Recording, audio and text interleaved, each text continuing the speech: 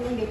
Beliau sendiri bercerita, saya sudah pensiun sebagai dosen, lalu ada ikatan psikologinya. Tapi beliau bercerita begini, saya ketika memasuki kampus mengalami shock culture. Ini shock culture ya. Memang saya orang kampung, karena kebiasaan saya adalah sholat. Kebiasaannya itu baca Quran. Jadi dia merasa ketika masuk lingkungan yang baru itulah modernisitas yang dia hadapi. Karena dunia intelektual kan, dunia perguruan tinggi gitu kan. Tetapi ya alhamdulillah Allah masih jaga dengan santri-santri kita yang sudah kita biasakan untuk sholat duhanya, untuk tahajudnya. Karena kita harus tetap waspada. Jangan-jangan metode kita mendidik hanya kognitif, hanya berdasarkan alasan kenapa saya harus melakukan itu, belum terafektif, belum masuk kepada rasa bahwa saya dibutuhkan, saya membutuhkan, saya disayangi. Jadi melakukan itu berdasarkan cinta. Karena dia dari anak saya yang kalau saya lagi nyupir, ya tiba-tiba nanti dia yang ngambil tangan saya. Putri saya sudah semester 6 dan semester 8 mohon doa buka. Tapi masih kalau saya lagi membawa kendaraan, membelai kepalanya, memeluk, itu bagian dari kerja-kerja afektif yang harus kita bangun. Sehingga ketika di luar, anak-anak kita tidak lagi mencari itu di luar. Itu bahasa tubuh, bahasa sentuhan fisik, itu diperlukan ternyata. Lalu yang kedua adalah afirmasi positif. Jadi mengeluarkan kalimat penguatan, kalimat yang bagus, kalimat yang baik. Masa begitu aja kamu gak bisa, begini aja gak bisa, kok terlambat terus, kok sholatnya disuruh terus, baca Quran kenapa diingetin selalu. Itu sebagai pendidik, sebagai orang tua, selalu gunakan kalimat yang baik. Ayo nak, baca Quran yang setiap hari, wiridnya jangan lupa, sholatnya tepat waktu. Repetition itu perlu. Jangan pernah menganggap karena kita sudah mencontohkan sehingga anak-anak kita sudah terbiasa, kita lepaskan. Tidak. Bahwa kalimat positif tadi yang didengar, lalu dilihat, lalu dilakukan, maka itu akan 90% terekam dalam memori madal kaya. Saya ada kawan, beliau seorang dosen di Undip, dosen psikolog di Undip. Beliau sendiri bercerita, saya sudah pensiun sebagai dosen, lalu ada ikatan psikologinya. Tapi beliau bercerita begini, saya ketika memasuki kampus mengalami shock culture. Ini shock culture. Jadi katanya dia ini santri di desanya, di kampungnya pondok, masuk pesantren. Tapi ketika masuk ke dalam kampus di Unpad ya, dia bilang, kok dia lihat temennya nggak sholat, gitu kan? Oh, ternyata yang modern yang kayak gini ya, yang nggak sholat ya. Ternyata saya orang kampung, karena kebiasaan saya adalah sholat. Kebiasaannya itu baca Quran. Jadi dia merasa ketika masuk lingkungan yang baru itulah modernisitas yang dia hadapi. Karena dunia intelektual kan, dunia perguruan tinggi gitu kan. Tetapi ya alhamdulillah Allah masih jaga, dia bilang, tapi setelah mengalami fase itu ya kembali lagi. Jadi artinya ternyata kita jangan merasa aman dengan santri-santri kita yang sudah kita biasakan untuk sholat duhanya, untuk tahajudnya. Karena kita harus tetap waspada. Jangan-jangan metode kita mendidik hanya kognitif, hanya berdasarkan alasan kenapa saya harus melakukan itu, belum terafektif, belum masuk kepada rasa bahwa saya dibutuhkan, saya membutuhkan, saya disayangi. Jadi melakukan itu berdasarkan cinta. Karena mungkin terlalu banyak ya menakuti, versi menakutinya. Nanti kalau sholatnya terlambat, nggak dapat pahala berjamaah. Nanti kalau begini, akannya begini, gitu kan? Kita kurang dalam memberikan kalimat-kalimat positif. Lalu yang ketiga adalah bahasa memberi.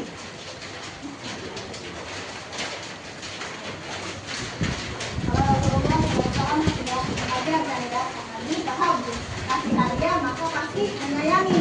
Itu sisi psikologi kajian 1400 tahun yang lalu. Nah, karena kita biasa dalam ranah bahasa santri, bahasa pendidikan Islam, di luar mereka mengatakan itu adalah giving language, bahasa memberi. Jadi ternyata anak kita tuh suka, para bapak, para ibu, keluar rumah itu pasti ada yang diharapkan ketika kembali. Bawa aja permen, bawa aja buku, bawa aja sesuatu yang nggak perlu mahal, tapi ada sesuatu yang diberikan. Itu adalah tanda cinta yang diterima oleh anak kita. Begitupun suami dan istri, beli aja kue, roti, 3.000 rupiah nih buat istri. Senang banget istrinya, gitu kan? Nah, itu juga begitu. Taklimnya, kuenya dibawa, ini buat abi, gitu kan? Jadi itu memberikan. Lalu bahasa selanjutnya adalah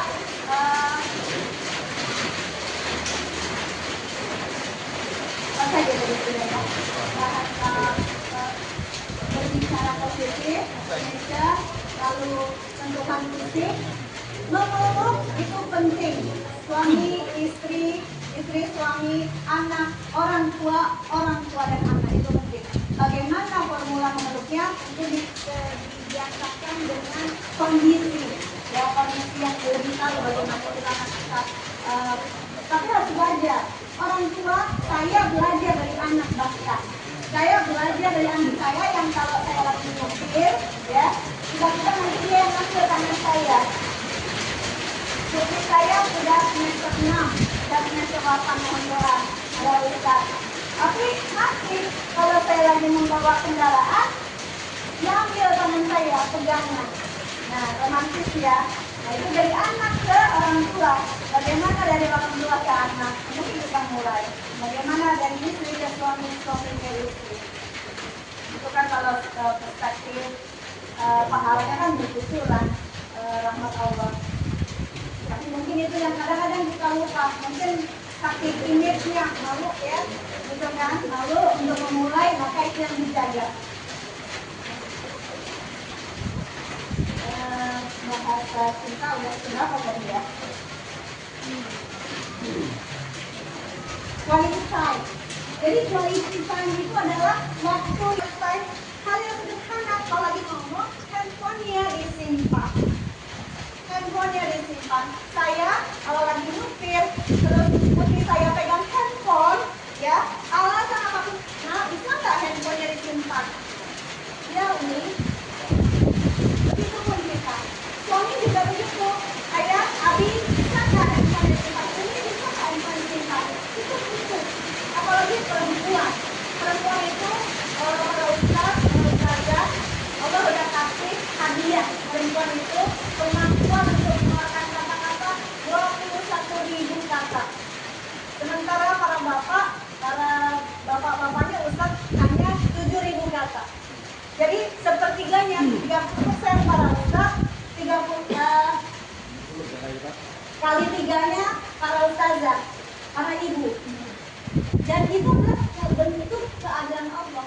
Ibu itu, perempuan itu, dia paling kemampuan bicara 21.000 kata, dia harus kuat karena dia mengasuh anak, harus melayani suami dengan kalimat yang manis, harus berinteraksi dengan lingkungan. Kalau bapak-bapak, para ustaz, 30%-nya 7.000 katanya sudah habis di taklim, sudah habis beraudiensi, sudah habis. Nah, maka itu adalah kemampuan minimal yang harus kembali di-upgrade sehingga ketika menjumpai keluarga di rumah memiliki kesadaran untuk membangun komunikasi. Saya kira itu yang saat ini sangat penting karena handphone ini serta-merta dipaksa menjadi teman yang paling dekat. Letaknya di kantong atau di saku celana, ketinggalan pasti dibawa, pasti kembali pulang. Nah, mungkin itu yang harus kita agak tahan sedikit. Saya menanamkan diri saya nggak akan kehilangan apapun ketika saya meninggal ini dalam waktu 24 jam. Tapi itu benar adanya. Dan nanti ada saja cara-cara yang kita mencapai kebaikan seperti itu. Tapi mungkin kalau para ustaz agenda dakwahnya ya kan, tapi tidak seperti itu, hanya butuh kualitas bagaimana di rumah, bagaimana kita membangun keluarga yang unggul, generasi yang unggul. Nah ini jenis bullying yang terjadi di sekolah. Jadi ustaz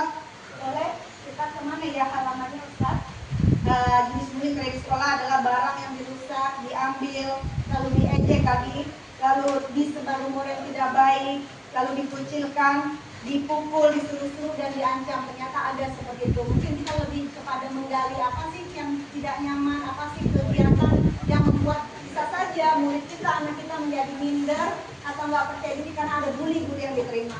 Lalu yang selanjutnya adalah grafik kesehatan mental generasi milenial dan zilenial. Saya mohon maaf ada cepat ngomongnya, jangan sekali ya. Ustazah ini saya biar nggak ngantuk ya. Lalu kesehatan mental Gen Z dan milenial. Jadi ternyata ada yang namanya depresi mayor, di mana itu tertekan, merasa tertekan untuk melakukan sesuatu atau demotivasi, nggak semangat. Lalu gangguan cemas, ternyata mental health itu atau gangguan kesehatan jiwa itu mental itu adalah kemudian cemas, was-was, itu bagian dari gangguan. Lalu namanya adalah PTSD, Post Traumatic Stress Disorder, trauma. Mungkin mengalami sesuatu yang berat, lalu belum terbongkar masalah yang berat itu sehingga terbawa dalam benak pikiran yang membebani. Nah itu adalah sesuatu yang harus dikeluarkan, harus di-recovery, harus diperbaiki. Lalu gangguan perilaku ini lebih kepada melanggar norma. Ya sebagaimana kita tahu di luar sana banyak, terus juga hati-hati kita sendiri, kita berlindung kepada Allah. Jangan-jangan kita lihat anak kita bagus, soleh, soleha, menyimpan sesuatu yang tidak dibenarkan, yang tidak diridhoi Allah dan Rasulnya. Jadi tadi kalau saya ada sedikit komunikasi sama Ustaz, kalau kita nih ibu-ibu sering ya dengan anak-anak, nak lihat apa, nak nonton apa, nak sedang apa, ngapain aja, nggak apa-apa dibilang cerewet. Walaupun jangan sampai misalnya cerewet tapi dengan bahasa yang sayang. Nah kalau bahasa Ustaz bagaimana ke putih-putih, ke pelaku-pelaku kita tetap dibangun seperti itu. Saya ada sedikit pengalaman bersama saya ayah saya almarhum. Ya kalau mendengar saya sedikit menyetel lagu, nanti dia tanya, apa yang didengar nak? Gitu. Kan ya, ternyata tuh berkesan sampai sekarang. Apa yang didengar nak? Gitu kan ya, ternyata berkesan. Jadi sering-seringlah komunikasi kami kita sebagai ungkapan cinta kasih yang murni. Jangan gini, energi itu bertukar. Energi itu bisa dirasakan. Jadi ketika orang tua bertanya dengan emosi, kita lebih terima juga emosi. Tapi memang kita harus belajar meredam emosi di benak kita sendiri, di batin sendiri kita sendiri. Memang kita nggak mungkin nggak kesel ya. Tapi ternyata minta sama Allah, ya Allah balikan kesel ke ini menjadi sayang. Walaupun terpaksa marah, marahnya diagamkan ya Allah. Jadikan marahku ini adalah marah yang meredamkan murkamu terhadap anak-anakku, terhadap cucu-cucu keturunanku. Mungkin itu yang bisa membantu nanti anak-anak kita untuk konsisten. Lalu selanjutnya adalah ternyata pinjol. Ustaz, boleh naik ke atas. Selanjutnya pinjaman online. Pinjaman online sebagaimana kita tahu, kita aja sering ya tak gitu kan. Ibu, ini pinjamannya sekian. Kita aja orang tua dapat ya. Ternyata anak-anak kita itu dapat begitu dipinjamin 100.000, 1 juta dengan cara yang mudah. Nah, kita harus membuka dialog, memberikan edukasi ringan, nggak usah juga panjang pendek, terlalu panjang. Tapi, nah pinjaman online itu adalah pinjaman yang berubah, dan itu berbahaya, gitu kan? Jadi bagaimana bahasa yang mudah dimengerti? Karena itu memang kita dibombardir dengan semua produk sehingga kita menjadi konsumtif, merasakan ini perlu, itu perlu, nggak ada yang nggak perlu semuanya. Sekarang semuanya perlu, gitu kan? Nah itulah bagian dari kontrol kita sebagai pendidik. Lalu kita bisa naik ke atas lagi. Kemampuan literasi generasi muda di Indonesia. Jadi ternyata untuk ASEAN saja kita adalah posisi yang terendah. Literasi itu adalah bukan hanya kemampuan membaca, menulis, berhitung, menghafal. Literasi itu adalah 3 rangkuman atas kemampuan kognitif, afektif, psikomotorik. Jadi ketika dia mendapatkan informasi, dia bisa mengolah informasi itu menjadi hal yang positif, lalu dia akan menemukan problem solver, memecahkan masalah dari apa yang dia baca. Ya kita kan Ustaz biasa kita ya kan Iqra bacalah ya. Buya Hamka mengatakan alam berkembang menjadi tumbuh. Jadi ternyata bagaimana kemampuan literasi Indonesia masyarakat Indonesia rendah, hanya 0,0001%. Jadi dari 1000 orang yang berkumpul, 1 orang cuma yang sedang baca buku, lalu kembali bisa menginterpretasikan buku tersebut dengan value yang positif. Nah itu adalah bagian kerja-kerja kita, bagaimana menggiatkan kembali literasi, baca bukunya, kurangin handphonenya. Kita pun juga begitu. Kemarin saya ada sempat mengisi acara tentang literasi, bagaimana menjadikan Jakarta kota global dengan meningkatkan lagi literasi. Nah itu adalah kan ajaran kita ya, esensi kita ya, Ustazah ya. Tetapi itu yang sedang dibawa sekarang. Tadi sudah dibahas oleh Ustaz Muin, platform media sosial diminati ya. Yang penting adalah Facebook, YouTube, TikTok, Instagram. Silahkan para ustaz, ustazah mengoptimalkan media yang sekarang sedang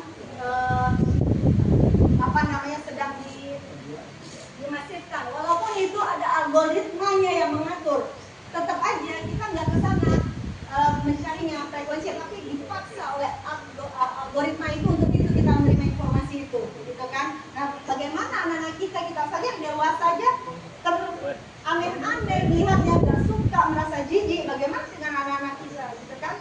Yang mereka masih belum memiliki kematangan dalam mencerna informasi.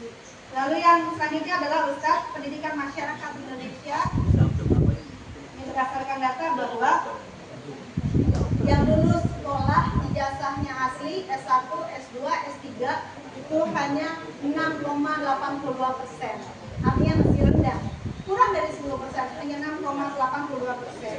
Lalu anak-anak kita yang sekolahnya SMP, SMA itu hanya 36% kurang, 35,sekian%.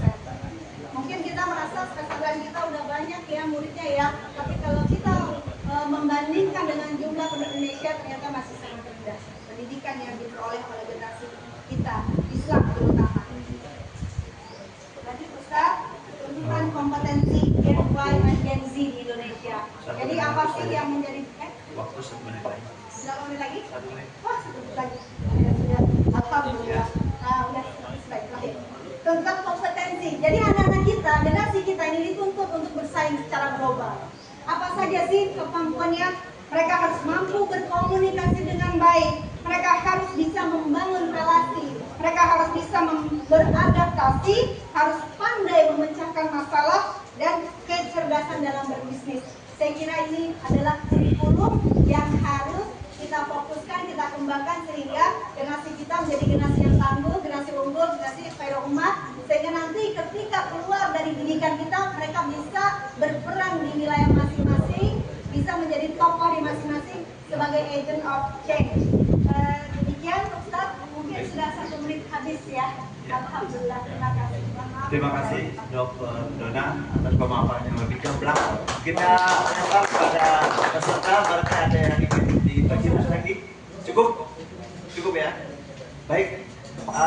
Akhir kata, kami tidak bisa berpanjang kalam lagi. Kita cukupkan. Billahi taufiq wal hidayah. Wassalamualaikum warahmatullahi wabarakatuh.